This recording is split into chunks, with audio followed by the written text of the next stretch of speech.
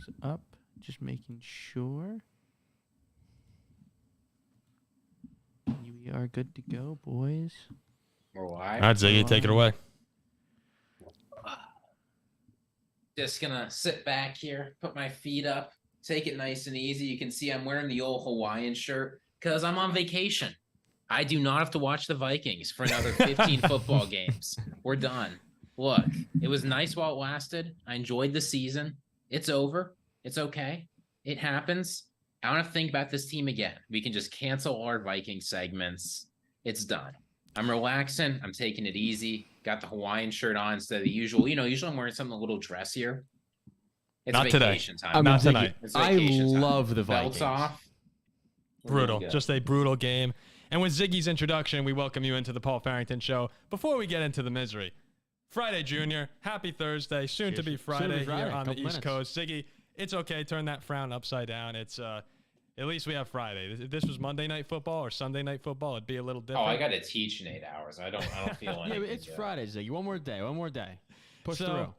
We were over at my house watching the game, and I was not happy during the game. Is that fair assessment? You guys covered. That's a great First cover. off, let me just start off. I am so upset that the Vikings covered today. You would have by 20 points. No. The fact that they got away with the cover, given the embarrassment that we just had on national, I mean, I guess not national, maybe. I don't know what it was prime time. It was prime time television. It was just a horrific game from start to finish. Even though they had their chances at the end to not come back and get it close, but to actually win the game. The Vikings just completely struggle on both sides of the ball, really throughout much of the night, but are able to come back and make it look better than it actually was. 34-28 was your final. I want to just start off with this. I'm going to try not to go too off the rails. I'm going to try not to go too off the rails because I'm pretty upset with several things. And Ziggy will back me up on all of these. But to begin, I want to say it's not Kirk Cousins' fault. You're going to see all the memes about Kirk Cousins playing in primetime, and I've already seen some. I've seen a bunch of them already, that he's just not a good primetime player, and he can't show up in the big games. And I look and I say, are those people watching the same game as me? Because Kirk Cousins, he actually is the only reason they were in this game tonight. He finished with 364 yards and 4 touchdowns. It wasn't like Kirk Cousins. 75% complete. It wasn't like Kirk Cousins was an issue tonight. So for anyone out there who's thinking primetime Kirk strikes again, get that out of your head. It's not an issue with Kirk Cousins. What this comes down to, and we've seen it last year, we've seen it already twice this year, the Vikings offensive line and the Vikings defensive line are massive, massive problems, and they will not address it. You know what made me mad, Paul? Yeah. Usually to get a successful run game, you have to do what's called programming, right? What does that mean? Well, you do some outside runs, you do some inside runs, you do some gap, you do some zone. Like there's lots of different things you do to mix it up. The Eagles ran one play tonight. I guess you can call it two. They ran inside zone into the A gap, and they ran inside zone into the B gap. That was it. That's basically all they ran, and every single time it was a guaranteed 7 or 8 yards. It was unbelievable. You have Al Michaels saying on television, "I've never seen anything like this." He's been broadcasting for 70 years. The most hilarious part was right before halftime, after JJ fumbled. Oh, it's a classic Vikings. The Eagles had their own 20-yard line. I don't know if they even care to score, and they hand the ball off. 2 straight running plays. They get, 60 yards down the field and kick a 60-yard field goal? We were in the basement. You were saying they were trying to run the half out.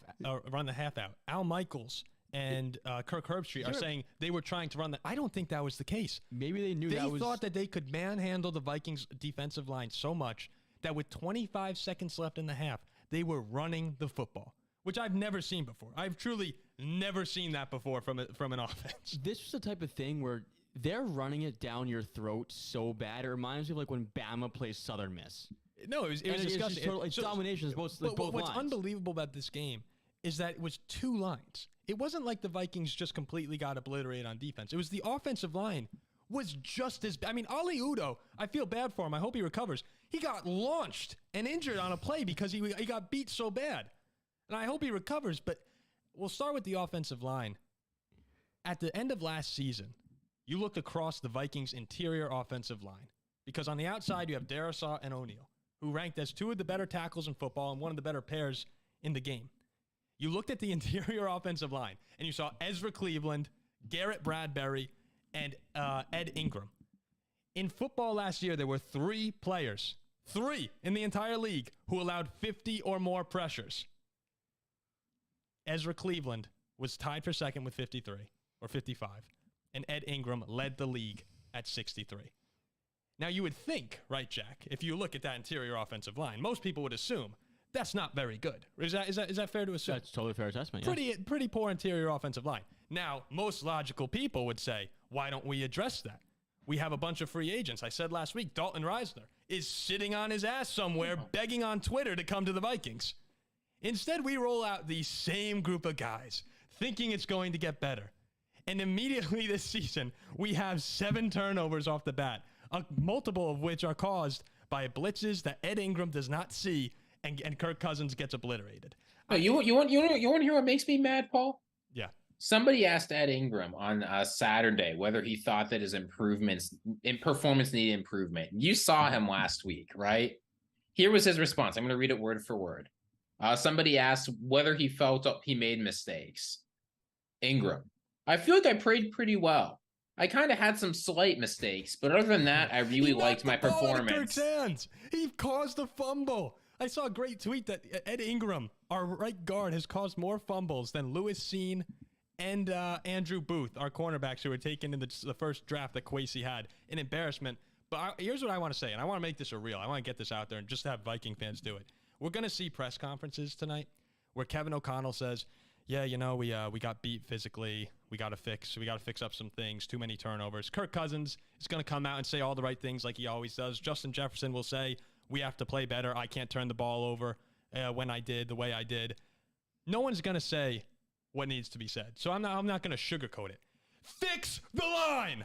Find a way to fix the line. You can't let Kirk Cousins sit back there and get murdered at 35 years old. It happens time and time and time again. It's embarrassing. You get mauled on national television. I'll tell you what. I honestly think if they listening. were just to take 3, I do, but I'm pissed. Listen, if they were to take 3 undrafted free agents, right, rookies who've never played a snap in the NFL, who came out of college, guys who were like decent starters of their college program, and put them in there, it couldn't be worse. It couldn't. I'm not talking like, you talk about Reisner's out there, Andrew Norwell's out there from the Commanders. I'm not talking about those guys. Get 3 random rookies. I don't care who've never played a snap in the NFL. They cannot be worse. I'll tell you how they'll be better. They at least won't come out like Ed Ingram and talk about what a great guard they are when they might not be a top 100 guard in the NFL. Oh, he's not. You can give credit to Philadelphia because they have a great defensive line. But it was embarrassing. And real quick, a quote. My brother's listening in the chat. He says, a 4-man rush from the cast of the Paul Farrington Show would give the Vikings offensive line a run for their money.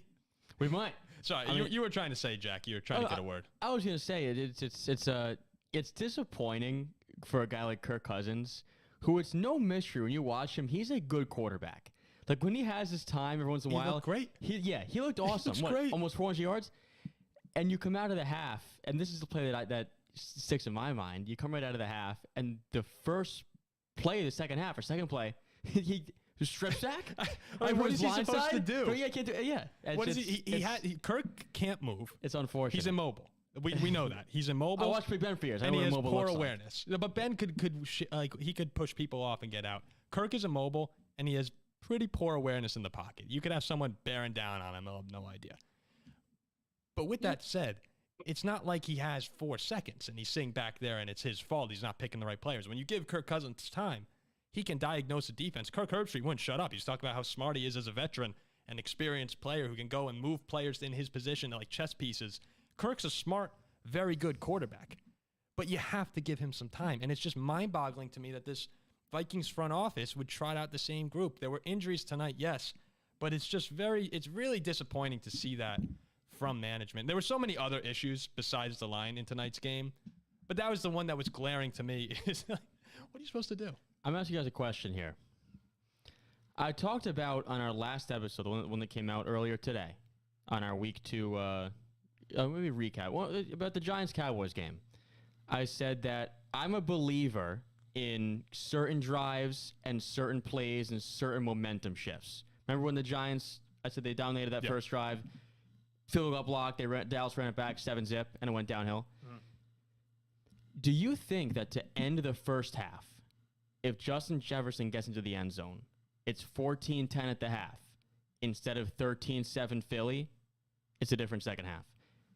Because that's momentum. Philly came out and scored 14 straight points in the first. I think it definitely does, because that not only did the Vikings not score a touchdown, which hopefully they could. Alexander Masson had a horrible night. You should have been up 4 and said you fumbled, and they hit a 61-yard field goal. So you're down by 6. Yeah. So that's a 10-point swing, right? That's what I'm saying. 14, honestly, And we 14, lost by 6. It's bigger swing, right? And then second half, Philly comes out and dominates the first 4 minutes. They're up by 20. Philadelphia had 2 touchdowns in the first 4 minutes. There was a ton of those. That's the problem a little bit with the Vikings this season. So actually not a little bit. The whole problem with them this year is they keep giving the ball away.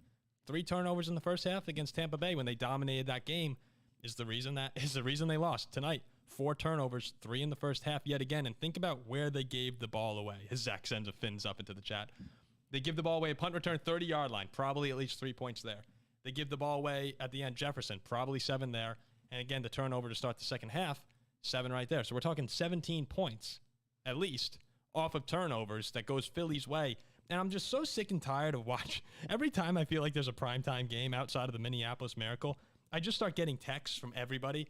And it's almost like I become at least among people who know me, like a punching bag for the night, where it's like, oh, eye emoji, you good, Paulie. Unbelievable. I can't even comprehend how fast this happened. These are some of the texts I received. God, the Vikings are horrible. 0-16 is a serious possibility. I am so sorry. You know how many times I've gotten the I'm sorry text? It's just, it seems to happen every time, and I don't understand why. Like, they're not. Well, I'll tell you why. People look at your team, they see you got 28 rushing yards, and it's over. Yeah, we know why. Nobody can block. The defensive line's also horrible. So I don't want to spend this entire time just going off on the Vikings offensive line. Philadelphia, what people will take away from this game, and it's actually disappointing, but what a lot of people will take away from this game is how the Eagles manhandled the Vikings defensive line. 48 rushing attempts for 259 yards and 3 carries. DeAndre Swift himself, 28 carries for 175 yards and a touchdown. We were seeing drives that were just unbelievable from Philadelphia.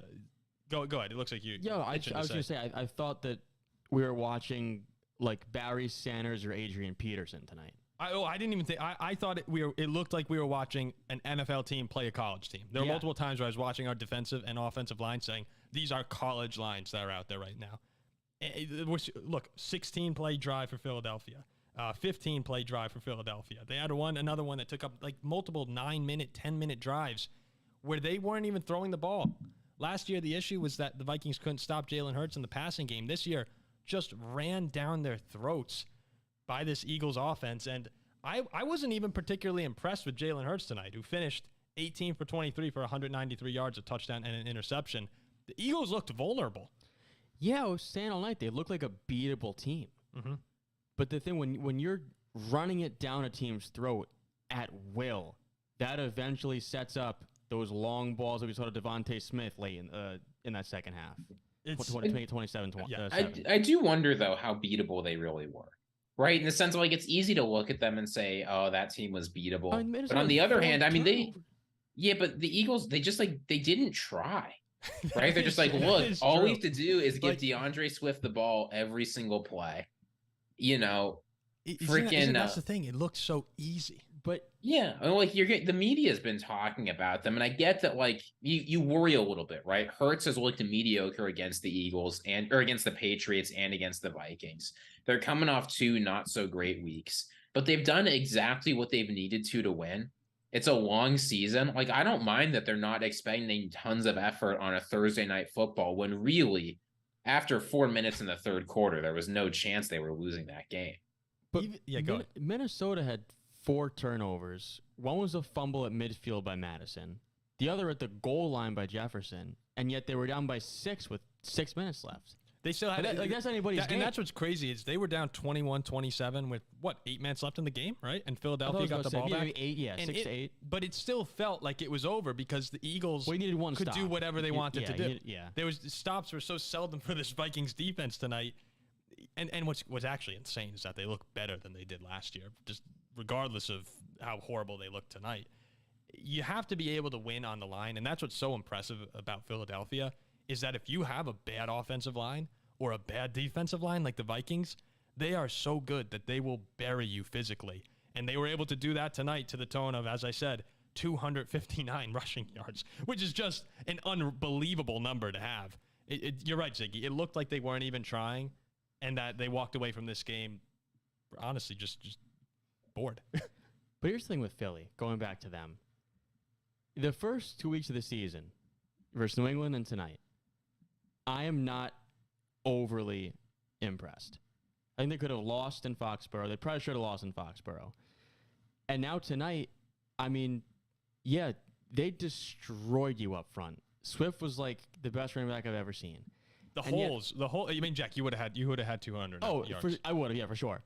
But again, like, if you do stop them just once at the end of the game, Kirk gets the ball They were back. moving. The Vikings were moving up. When they didn't fumble, they were scoring. Like, you were moving the ball. Philly's secondary was getting lit up. Bradbury was out tonight. Yep. Like, you could have won the game. So I don't think that Philly looks like this machine, at least right now as of early on. They're doing what good teams do, though. And what's great for Philly fans is they're winning these games that you can look back and say, wow, if a couple things don't go our way here, if we don't have the turnovers we had against New England or the Vikings, like, there's a world where the Eagles are 0-2, but they're not. But they're 2-0, and they're going to get it together. They're still so talented everywhere. Like, Merle brings up a good point. He's in the chat. How's it going, Merle? Sorry you had to watch that. What's up, Merle? He says the Eagles didn't beat the Vikings beat the Vikings, which seems to be the story of their lives up in Minnesota. But look, I get why people are saying all this, but when the Eagles decided, like, shoot, it's time for a play, guys, we got to get something done. They just completed a 60-yard pass to Devontae Smith. Yeah. Well, that's the thing. They were running so much that it was setting up the play action pass, but the Vikings could never stop. That's not how play action works. It does not matter if you run before play action or not. I mean, it could. It doesn't matter if you're running well. How about you look at the numbers? It does not matter. All right. Before I look at the numbers, I'm just going to say, with the way the Eagles are playing tonight, if the Vikings eventually brought 8 guys, it sets up the play action to a degree. They also converted so many, like, 3rd and 5, 3rd and 6 with balls over the middle. To get wide open guys. For some reason, the Vikings wide open guys. Here's John Kehoe all the way. Where's John? I'm trying to remember how I last saw his snap story in somewhere across the freaking world. I forget what it was. Diego Garcia, that's where he is. He says a win is a win. So you're right. A win is a win. You take it in the NFL. He's a Birds fan. But it's just a tough watch. Who's in the chat? Who we got in the chat right now? We have my brother and John in the chat. Merle's in there. And then that's it. Kind of a light chat tonight. We've had, you know what? That's because most Viking fans probably don't want to come out. Oh, there's no way they're tuning in. They're here, probably done. Yeah. How's the Indian Ocean? My brother says to John. So yeah, I mean, you look across. There's a lot of work to do for the Vikings. I still think this team can actually contend for an NFC playoff wild card spot.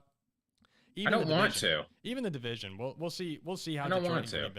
Wait, what'd you say? You don't want to? No. Oh, this team is hopeless. There's no future here. It's time to blow it up. Look, it's been time to blow it up. You're right. I mean, we're gonna go against Dallas or Philadelphia. Like, no matter what the Vikings do, they go against Dallas, Philadelphia, or San Francisco, and it's going to be physical domination. Oh my gosh! Like, if you get the 7th seed and go to San Fran, oh my gosh! I mean, look at our schedule for the next 5 weeks. We got Chargers at home, at Panthers versus Chiefs, at Bears versus 49ers. I mean, we win maybe 2 of those games. But, like, am I all surprised if you guys come home and beat the Chargers? Like, probably not. No, I wouldn't be surprised if we did either. But they're not a good enough football team to go and contend with the top teams in the NFL, in the NFC. And that's what's so disappointing. And you say, well, what should you really do here? Is it time to blow it up? Because you have a team that's really talented on offense with Jefferson, and Addison had his moments tonight. But at the end of the day, Kirk's 35, and there's not much around him. We saw what the Bengals did with Jamar Chase and Joe Burrow. We'll do it in reverse. We take Addison this year and then Caleb Williams next year. I mean, that would be... Ziggy, let me ask you. My dad put in the chat before. He said, if you were the Vikings, would you consider blowing it up and trading Kirk Cousins to the Jets? And sure. I mean, because if you have Nick Mullins start with this team around him, they are very much in contention for the number 1 overall pick. Yeah. Like, no, like let's do right by Kirk. We tell Justin Jefferson, look, man, we're gonna hand you a mega contract, but we're gonna go get Caleb Williams to be your quarterback. Here's like $100 million. Don't leave us, please. He'll be fine with that, right? Dude wants money. He seems to like Minnesota. And then next year we roll out and we're decent. And we at least have a future. What's hysterical as well is that I believe my brother mentioned this. If a couple balls bounce a different way, if we hold on to a few more, the Vikings could very easily be sitting here at 2-0, and we're saying, "Wow, they just beat Philly in Philly. We could win the Super Bowl. They could win the division. We could win the division. We could win the NFC. It's crazy how fickle the NFL can be." Well, that's why you don't do results-oriented analysis. You say, look, this team is obviously not competing. The defense has deep vulnerabilities. We have no run game. Our interior, like you saw how easily the Bengals were exploited with a bad interior offensive line. Our interior is worse. Our quarterback is worse. Our receivers are probably worse. Our tight ends are worse. Our tackles are probably worse. Our defense is worse. And the Bengals got obliterated. Yeah. Like, no, we're not good. Ziggy, who do you think's better, this current Vikings defensive line or the Georgia D line from 2 years ago? I mean, we do have Danielle Hunter. We have Danielle Hunter, but Jordan Davis and Jalen Carter are pretty damn good. Would you take that? Yeah, but the way D-line? that Georgia D line was playing, those guys can't play all the snaps. That they just weren't. No, that they kind of can't. shape. We have Danielle Hunter. Look. You take Danielle Hunter away, and it starts to get a little. I'm just questionable. saying, teams will pay first-round picks for Danielle Hunter. Yeah, I mean, you could just blow the whole thing up, and it's so sad. Isn't he? He's on a 1-year deal. He is. It's so sad that you see Justin Jefferson sit there, and let's be fair too. That fumble tonight was huge. I mean, if Minnesota had, that was huge. If the Vikings had Caleb throwing to JJ and Jordan Addison, We'd win the Super Bowl within 3 years. that could be pretty dirty. I'm still not super high on Caleb. I think the hype's too much, but I mean that could be something. It'd be great. Look, Quessy, here's what you do: you trade away Danielle Hunter and Kirk Cousins, get a second-round pick for Kirk, first-round pick for Danielle Hunter. Then here's what you do in next year's draft: your first pick goes to Caleb Williams, your second pick goes to a guard, your third pick goes to a guard, your fourth pick goes to a guard, center, or tackle. Your fifth pick goes to a guard, center, or tackle. And your sixth pick goes to a guy on the defensive line. Boom, done. Free money. And there we go, Super Bowl. And it's on. Let's cut that. Let's keep that right now. Let's keep the recording right now. Yeah, and the Super Bowl's on in Minnesota if we do that. It's tough when your entire defense and 3/5 of your offensive line are really bad. You can't win games. It's impossible. It's a tough watch right now in Minnesota. Well, what we can do though, we can celebrate our 1,000 subscribers. We finally did that. Cheers to everyone. We'll clap too. It's nice. Thanks. Finally to get to 1,000 listeners. subscribers. Appreciate it. It's amazing to us that we actually have 1,000 people who have subscribed to the channel at this point. Our first episode, I remember we all said one click of a button goes a long, long way. It does. It And goes a real really, long way. We appreciate it. We So really thank do. everyone, and I don't have too many other points tonight. Do you guys have anything to wrap it up here? I was going to say, here are our top 5 videos, just to give folks an idea of like this road to 1,000 subscribers has been tough. Video title 1, Please God No, Jordan Love and Packers blow out Bears. Video 2, Why the NFL should fear Josh Allen and the Buffalo Bills in 2023.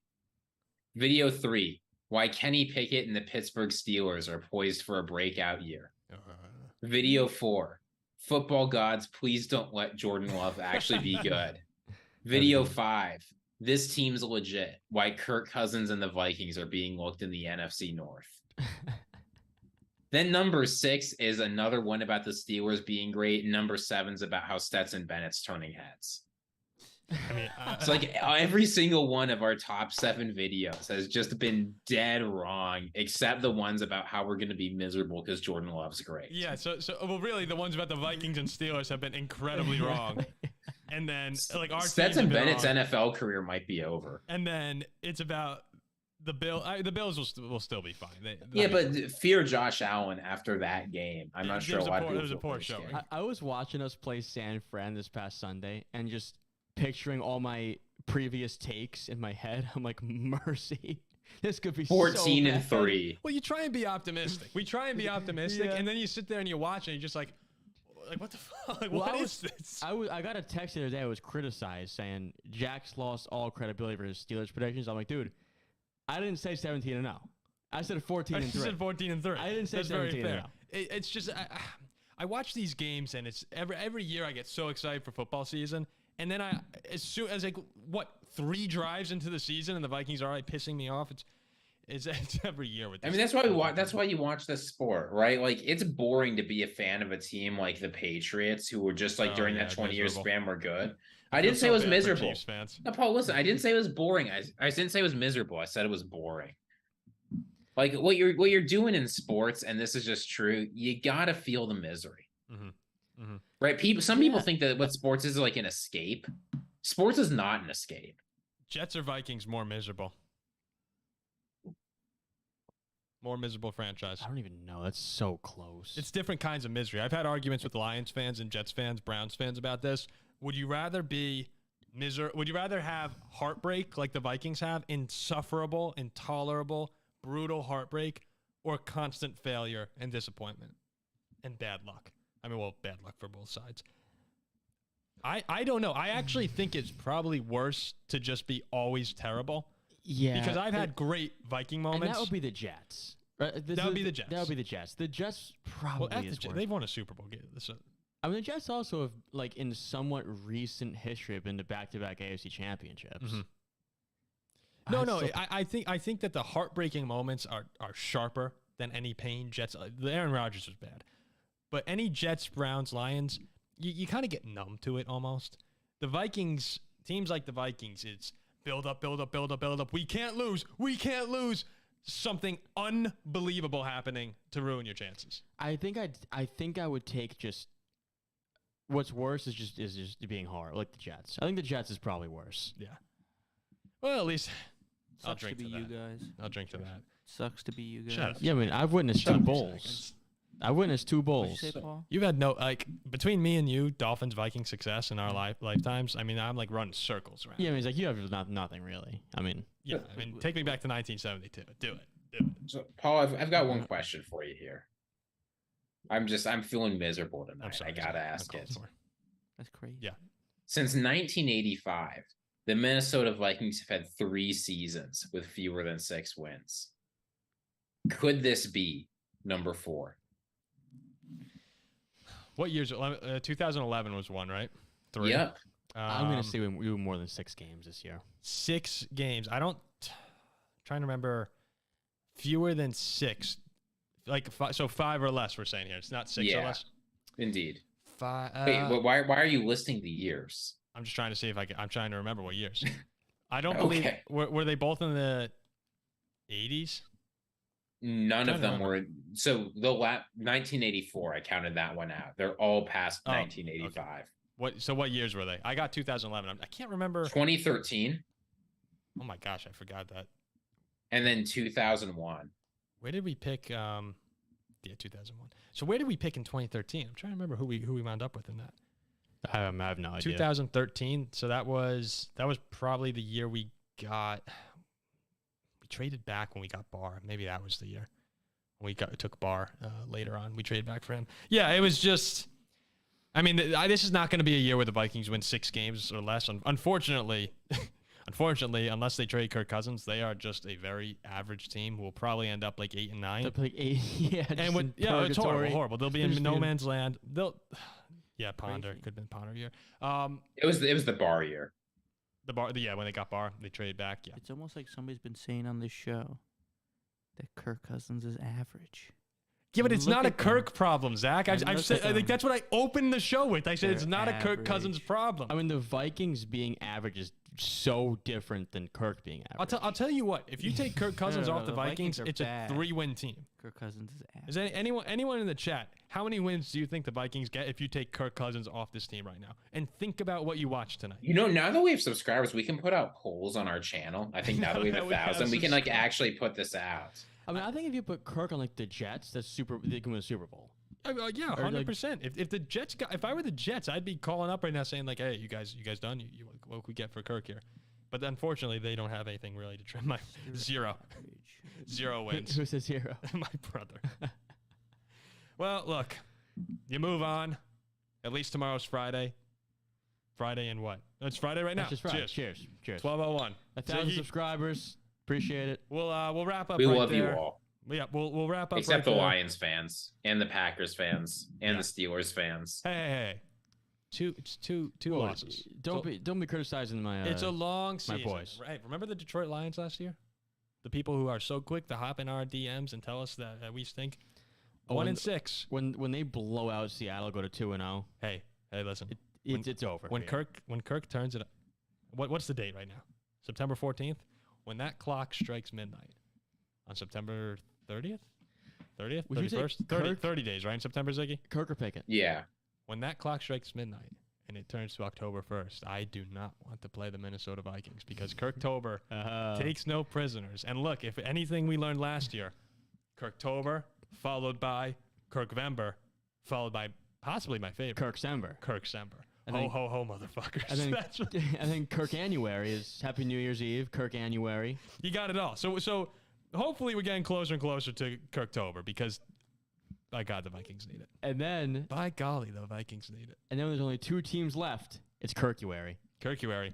I'm excited for Kirkuary. Kirkuary. What are you guys talking That's what I'm about? saying. This Kirk Vikings Cousins team is one going of to my win like favorite 6 Vikings games. I've ever watched, and it's just we give him nothing. We give him really Well, you nothing. can't say we've given him nothing. We've given him Justin Jefferson, Jordan Addison. Oh, we gained him Yeah, that, no, but nobody there's can- no one to block. nobody can for him. block It's- for him. Ziggy, if you put Stephon Diggs. no, he's had great weapons. Like, look, the Vikings had a period of time from 2008 maybe 7. We had no weapons at all until the Favre year, and then outside the Favre year, there was really no one to throw to on that team for quite a while. Next thing you know, Diggs, Thielen, Jefferson. Hopefully, Addison gets good, but the But O-line's look, been nothing. When he had Diggs, they went to the NFC Divisional. round. Yeah. No, they've had their moments. It's time and time again. It comes back to that. Did they go Offensive with him, line. or was that Case Keenum? That was the No, that was- conference championship was with Keenum. They went to divisional and lost to the 49ers. Cousins. But it's just it's been a tough couple years. Although last year was great. Last year was a phenomenal season. That defense was I mean, when our phenomenal seasons are when we get obliterated by the 40-0 Giants in the playoffs.